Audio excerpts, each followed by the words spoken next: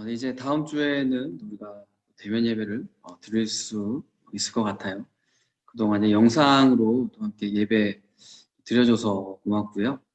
영상으로 이렇게 예배 드리는 시간은 우리가 어떻게 보면 하나님과 이제 1대1로 예배 드릴 수 있는 시간이라는 특별함이 있는 것 같아요. 그래서 우리가 모일 수 있을 때는 모여서 또 함께 열심히 예배 드리고, 모이지 못할 때에는 우리가 또 주위에 신경 쓸 게 없잖아요. 그러니까 하나님과 대면하는 그런 친밀한 교제의 시간으로 여러분들이 만들어 갔으면 좋겠어요. 우리 함께 찬양했으면 좋겠는데요. 우리가 같이 드릴 찬양은 주께 가까이라는 찬양이에요. 좀 주님을 더 가까이 하고 주님 안에 살아갔으면 하는 소망으로 함께 찬양 드릴게요. 주께 가까이 날 이끄소서. 간절히 주님만을 원합니다. 채워주소서. 주의 사랑을 진정한 찬양 드릴 수 있도록 주께 가까이, 주께 가까이 날 이끄소서. 간절히 주님만을 원합니다. 채워주소서. 주의 사랑을 진정한 찬양 드릴 수 있도록. 목마른 나의 영혼 주를 부르니 나의 맘만 주소서. 주님만을 원합니다. 더 원합니다. 나의 맘만 주소서. 마른 나의 영혼, 마른 나의 영혼 주를 부르니 나의 맘만 주소서. 주님만을 원합니다. 더 원합니다. 나의 맘만 주소서. 주님만을 원합니다. 더 원합니다. 나의 맘만 주소서. 주님만을 원합니다. 더 원합니다. 나의 맘만 주소서.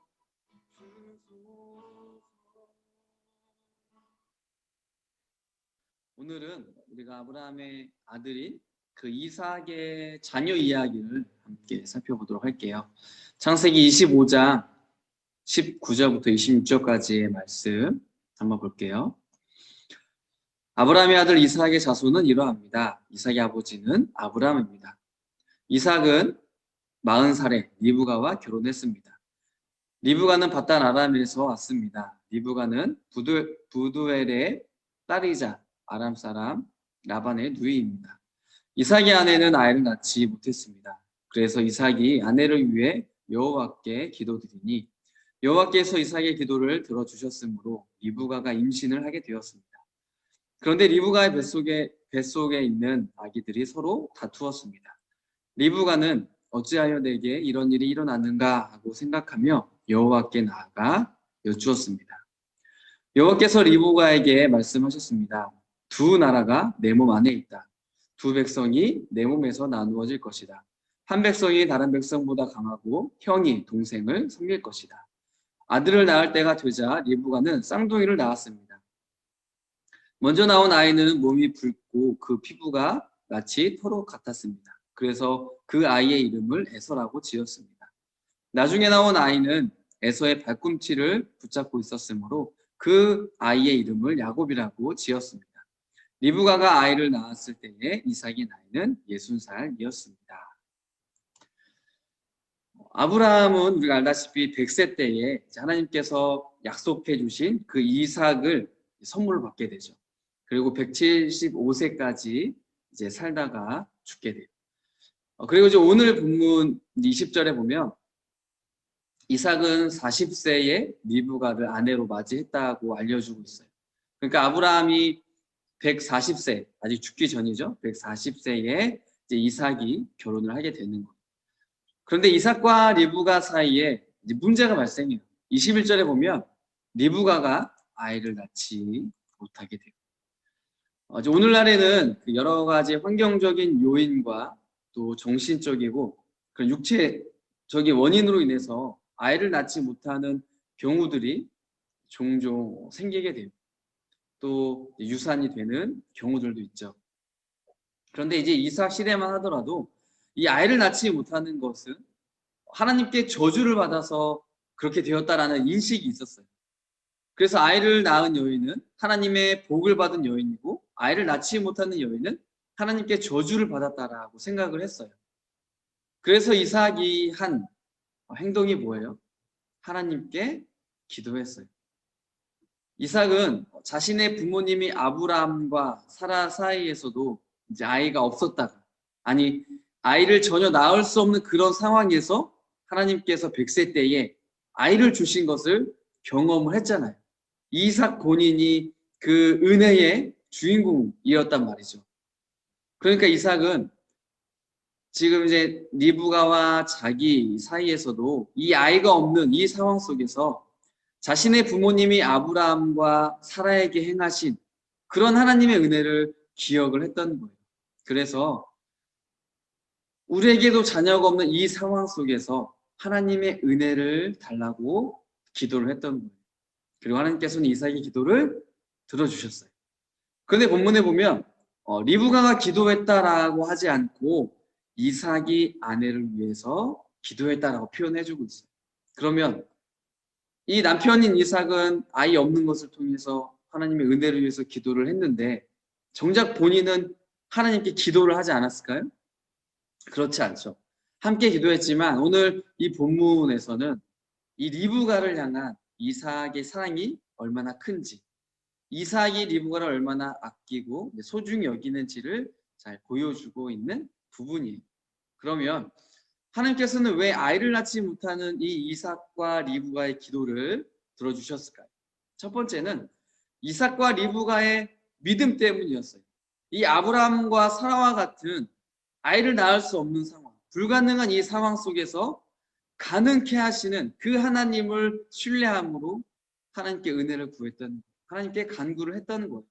그래서 하나님께서 그들의 그 신뢰, 그 믿음을 보시고 하나님께서 기도에 응답을 해주신 거죠. 자, 두 번째로는 하나님께서 아브라함과 이삭에게 하신 약속 때문입니다.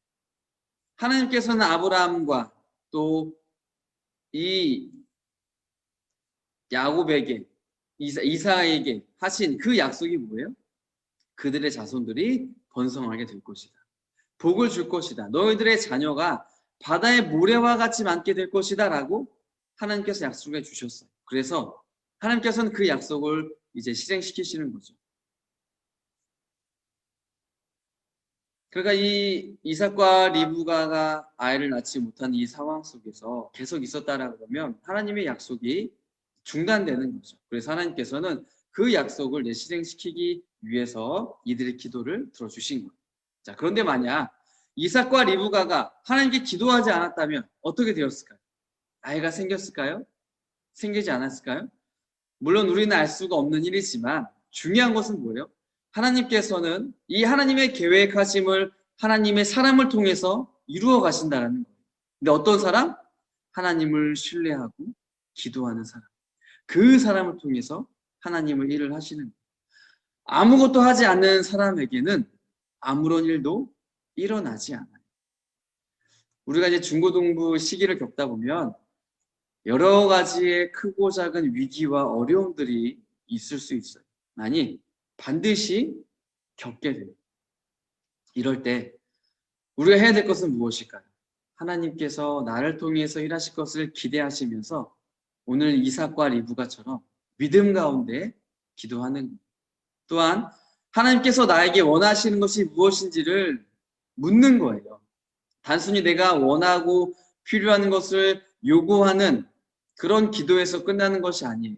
나를 통해서 하나님께서 하시고자 하시는 것이 무엇인지, 내가 어떤 사람이 되기를 원하시는지를 하나님께 묻고 발견해 나갈 수 있는 이 중고등부의 귀한 시간이 되었으면 좋겠어요. 아이를 낳지 못하는 문제가 하나님의 은혜로 해결이 되었죠. 그런데 또 다른 문제가 발생하게 돼요. 자, 22절에 보면 하나님께서 이삭과 리브가에게 쌍둥이를 선물로 주셨어요. 감사하죠. 그런데 이 뱃속에서 쌍둥이가 서로 다투었대요. 여기서의 다투었다라는 단어는 다른 데에서는 핍박하다라는 단어로 번역이 되기도 해요. 그러니까 리브가의 뱃속에 있었던 이 두 생명들이 서로 이제 밀치면서 엉키면서 계속해서 이제 심하게 움직였던 거죠. 쉽게 말해서 태동이 너무 심해서 이 리브가가 그 고통을 이제 고스란히 받았던 거예요. 그리고 이 태동은 일반적으로 아이가 뱃속에서 뭐 발을 차고 있구나, 움직이는구나, 뭐 자세를 바꾸구나 이러한 정도의 태동이 아니라 이러다가 정말 큰일 나는 거 아닌가? 이러다가 정말 내가 죽겠다라고 할 정도의 그런 큰 움직임, 큰 고통이 이 리브가가 느꼈던 거죠. 그래서 리브가는 하나님께 묻는 거예요. 이런 리브가의 모습을 보면 늘 하나님을 의지하고 하나님을 찾는 모습을 우리가 보게 되죠. 아이를 낳지 못했을 때에도 하나님께 기도했죠. 아이가 뱃속에서 다툴 때에도 어떻게 해야 되는지, 이게 무슨 상황인지 하나님께 물었어요. 우리의 인생도 이와 같아야 돼요. 매일 하나님께 묻고 하나님을 찾는 그러한 모습이 우리들 가운데에서도 있었으면 좋겠어요. 하나님께서는 이러한 리브가의 모습을 보시고 왜 그러한 태동이 있는지 말씀을 해주시는 거예요. 자, 23절에 보시면 이 리브가의 뱃속에 있는 이 아이들은 보통 아이들, 평범한 아이들이 아니라고 말씀해 주세요. 하나님께서는 이 아이들을 통해서 두 민족을 이루실 것이다. 이것이 하나님의 계획이다라고 하나님의 계획을 리브가에게 알려주시는 거예요. 자, 그런데 여기서 보면은 형보다 동생이 더 큰 민족을 이룰 것이다라고 말씀을 하고 있어요. 그래서 서로 뱃속에서부터 다툰다는 것은 이 동생이 형을 이기기 위해서 분주하게 움직인다라는 것을 상징적으로 보여준다라고 우리가 알 수가 있는 거죠. 그래서 25절과 26절에 보시면 자, 먼저 나온 그 아기를 보니까 몸이 어떻게 됐다 그랬어요? 몸이 붉었대요. 그리고 마치 그 피부가 이제 털옷 같았다라고 표현을 하죠. 그래서 그 아이 이름을 뭐라고 짓냐면 에서라고 지어요. 반면에 동생은 어때요? 이 나오는 형태를 보니까 형의 이 발꿈치를 붙잡고 나왔어요. 이거 일반적으로 볼 수 없는 되게 특이한 형태죠. 이 연약한 손가락과 그 손으로 무슨 이게 힘이 있겠어요. 이 형의 발꿈치를 붙잡고 나온 거예요. 그러니까 리브가의 태동이 이 심상치 않을 수밖에 없었던 거예요. 우리는 여기에서 이제 한 가지를 좀 생각해 볼 수가 있어요. 하나님께서는 이 리브가에게 뭐라고 하셨어요? 형이 동생을 섬긴다 라고 23절 분명히 말씀을 해주고 있었죠. 자, 그렇다면 두 사람의 인생은 미리 뱃속에서부터 결정이 되었던 것일까요? 우리의 인생 역시도 이미 결정이 되었을까요? 이 말씀을 단순히 모든 사람의 인생은 이미 태어나기 전에 결정되었다라고 우리가 말을 할 수가 없어요. 만약 그렇다면 우리가 살아갈 이유가 있을까요? 어차피 정해진 인생, 내가 어떻게 살아가든 그렇게 되는 거잖아요. 그 범위를 벗어날 수 없는 거잖아요. 그렇지 않다라는 거죠. 여기서 이 형이 동생을 섬긴다라는 말은 이후에 에서와 그 야곱 사이에 있었던 그 일들을 보면 왜 하나님께서 이렇게 말씀하셨는지 우리가 알 수가 있어요. 에서와 야곱은 서로 이제 성장을 하게 되죠. 그래서 에서는 어떤 사람이 되냐면 들에서 사냥을 즐기는 사람이 되고요. 반대로 야곱은 집에서 이제 온실 속 화초로 지내게 돼요. 어느 날 에서가 사냥에 나갔다가 집으로 왔어요. 그런데 사냥을 하고 왔더니 배가 너무나 고픈 거죠. 그때 마침 동생이 이 야곱이 팥죽을 만들고 있었어요. 그래서 에서는 너무 배가 고팠기 때문에 야곱한테 가서 이야기를 하죠. 내가 지금 배가 고파서 죽게 되었다. 네가 만든 팥죽을 나한테 달라. 이렇게 이야기를 해요. 이때 야곱이 형인 에서한테 뭐라고 말해요? 조건이 있다. 내가 줄 건데 조건이 있다. 형이 가지고 있는 그 맏아들의 권한을 나한테 주면 내가 이 팥죽을 줄게. 이야기를 하는 거죠. 참고로 성경에 보면 이 맏아들의 권한, 이 맏아들에게 주어지는 특별한 그 권한이 있었어요. 그게 무엇이냐면 이제 부모님에게서 자녀들이 이제 재산을 상속받잖아요. 그 상속받을 때에 동생들보다 2배의 몫을 받을 수 있는 권한이 있었고요. 또 가문을 계승할 수 있는 그런 권한을 갖고 있는 것이 바로 맏아들이었어요. 우리가 여기에서 이제 한번 생각해 보는 거죠. 왜 야곱은 이러한 맏아들의 권한을 갖고 싶었을까요? 왜 형인 에서에게 돌아가야 할 맏아들의 권한을 빼앗고 싶었을까요? 단순히 자신이 형보다 더 큰 사람이 되기를 원해서였을까요? 한번 이유를 살펴보는 거예요. 자, 야곱은 아브람과 이삭의 뒤를 이어서 하나님의 언약을 계승하고 싶은 의도가 그 마음 가운데 있었다라고 볼 수가 있어요. 물론 오늘 본문만 봐서는 야곱이 그러한 의도로 그 맏아들의 권한을 요구했다라고 우리가 볼 수는 없지만 그 야곱이 결국에는 하나님의 언약을 받게 되는 아브람과 이삭의 뒤를 이어서 하나님의 그 약속의 자녀가 되는 그러한 과정을 보면 이 맏아들의 고난을 원했던 야곱의 마음속에는 나도 아브라함처럼, 나도 아버지 이삭처럼 하나님의 약속을 받은 사람이 되고 싶은 동기가 있었다라고 우리가 볼 수가 있는 거예요. 이건 이제 야곱의 그 자라나는 과정, 그 인생 속에서 발견을 할 수가 있는 거예요. 그런 마음으로 이 야곱은 형으로부터 그 맏아들의 권한을 갖고 싶었던 거예요. 자, 반면에 에서는 어땠을까요? 자신에게 주어진 이런 맏아들의 권리를 요구한 야곱에게 에서는 이렇게 이야기를 하는 거예요. 자, 32절 보면 그까지 맏아들의 권리가 무슨 소용이냐 라고 말하죠. 그리고 이러한 에서의 행동은 34절 말씀처럼 맏아들의 권리를 대수롭지 않게 여긴 거예요. 자, 하나님의 약속보다 자신의 배고픔, 즉 지금 당장 내 눈앞에 있는 그 필요를 더 중요하게 여겼던 거예요. 이것은 하나님보다 그 외의 다른 것들이 더 우선시하는 에서의 불신실한 모습을 보여주고 있는 거죠. 이러한 사건을 통해서 우리가 다시 이제 앞에서 하나님께서 말씀하셨던 형이 동생을 섬길 것이다 라는 그 말씀을 살펴보면 이렇게 볼 수가 있어요. 하나님의 선택과 결정은 하나님의 독단이 아니라 그 사람의 성품과 그 사람의 삶을 반영한다라는 거예요. 다시 말해서 하나님으로 하여금 에서가 아니라 야곱을 선택하도록 한 그 이유는 뭐예요? 결국에는 에서 스스로가 하나님 앞에서 잘못된 삶을 살아왔고 그릇된 행동과 태도를 보였다라는 거예요. 에서는 하나님은 중요하지 않았어요. 그래서 하나님께서 자신에게 주신 그 맏아들의 권리를 소홀히 여겼어요. 아무것도 아닌 것으로 여겼어요. 필요 없는 것으로 여겼어요. 하나님께서는 이러한 에서의 선택을 보시고 에서가 아니라 야곱을 선택한 거예요. 이처럼 에서가 이 맏아들의 고난을 대수롭지 않게 소홀히 여겼다는 것은 하나님의 약속을 저버린 거예요. 아브라함과 이삭에게 주었던 내가 너희들의 통해서 너희들의 자녀에게 복을 줄 것이다. 더 많아지게 할 것이다. 이런 하나님의 약속을 에서는 저버렸어요. 관심이 없었어요. 그리고 맏아들로서의 그런 집안에서의 위치와 역할도 분명히 있거든요.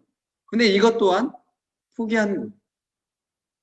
그렇기 때문에 하나님 앞에서의 불신앙의 모습을 에서는 보였던 거고요. 또한 가정에서는 맏아들로서 해야 되는 그러한 것들을 다 내려놓는 무책임한 모습을, 그러한 삶을 살아갔던 거예요. 그 결과 에서가 하나님의 약속을 받지 못한 거죠. 오늘 우리는 이러한 야곱과 에서의 이야기를 통해서 두 가지를 기억했으면 좋겠어요. 첫 번째는 하나님을 찾고 하나님께 묻자예요. 우리에게는 자유의지가 있어요.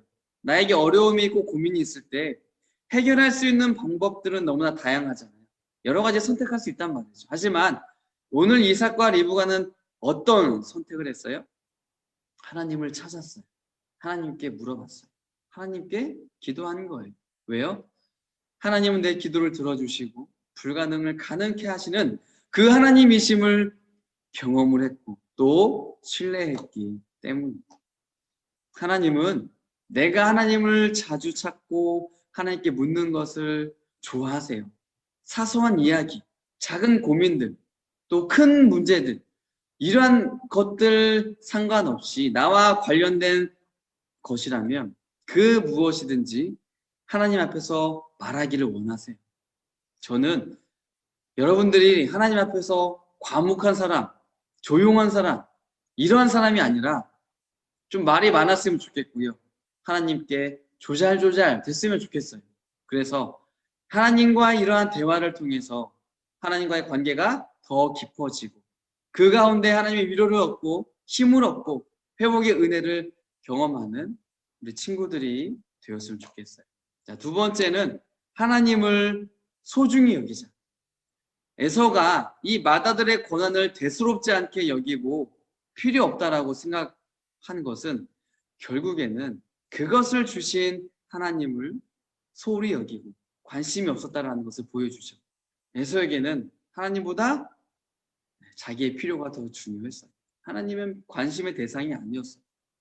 우리가 살고 있는 이 세상 역시도 지금 내 눈앞에 있는 것들, 그리고 나의 필요를 채워줄 것들, 나를 성공시켜 줄 것들, 나를 부자되게 해줄 것들, 이러한 것들이 더 중요하고 소중하다라고 가르쳐 주고 있어요. 우리가 살고 있는 세상입니다. 하지만 성경은 이 세상의 그 무엇보다 오직 하나님이 나에게 가장 필요하고 가장 소중하다라고 말해주고 있어요. 여러분은 어떤 가르침을 따라서 살아가고 있나요? 세상이 주는 가르침 아니면 하나님의 말씀이 주는 가르침. 여러분의 인생에서 하나님이 나에게 가장 소중한 분이시다라는 고백을 갖고 살아갔으면 좋겠어요. 제가 잠시 기도할게요. 참 좋으신 하나님, 너무나 감사합니다. 하나님께서 주신 이 날들을 살아갈 때에 우리에게 여러 가지의 힘든 상황들이 있고 많은 고민들이 있고 많은 아픔들이 있습니다. 하나님, 그러할 때에 우리가 먼저 할 것은 하나님을 찾게 도와주세요. 하나님 앞에 질문하게 도와주세요. 하나님, 왜 이러한 일이 있나요? 하나님, 이러한 일들을 왜 내가 겪어야 하나요? 하나님, 제가 여기서 어떻게 행동을 해야 되나요? 제가 이것을 어떻게 받아들여야 되나요? 라는 질문들을 하고 또 하나님 앞에 나의 사소한 것들, 또 나의 크고 작은 것들, 이 모든 것들을 하나님 앞에 다 이야기하며 그 가운데 또 하나님께서 나에게 주신 마음들, 또 깨달음들을 통하여서 하나님과 더 깊어지는 교제를 하는, 더 가까워지는 우리 중고등부, 우리 친구들 될 수 있도록 하나님 도와주세요. 그리고 더 나아가서는 이 세상 가운데 다른 어떤 것보다 하나님이 나에게 가장 소중합니다. 오직 하나님이 나에게 가장 중요합니다.